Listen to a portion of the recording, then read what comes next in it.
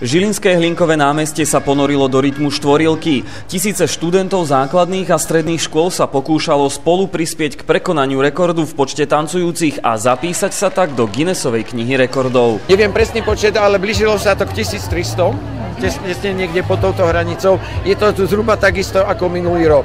Myslím, že okolo medzi 10-11 tisíc tanečníkov bolo na Slovensku. Uvidíme, čo ostatné krajiny, lebo ono sa to zrátava dokopy v celej Európe.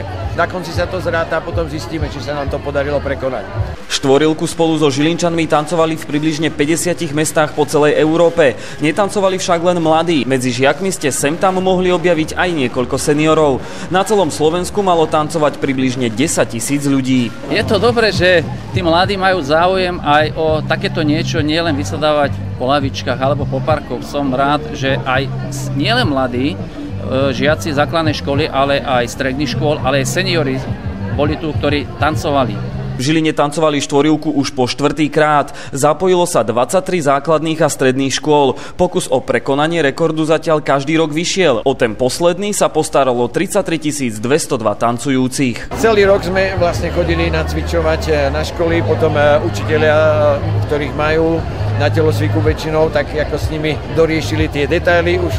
No a myslím si, že môžeme byť spokojní. Ako decka veľmi chcú to tancovať, ja som rád, že tá akcia ich drží, pretože aj školy, ktoré pôvodne nemali záujem o štvorilku, ju museli urobiť v úvodzovkách, pretože tí žiaci si to vyžiadali, že proste tú štvorilku tancovať chcú.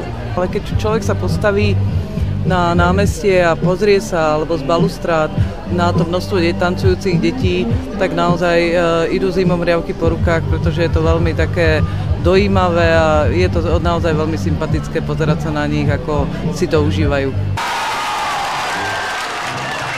V máji 2014 sa tu stretneme znova. Majte sa pekne, pekný víkend. Dovidenia.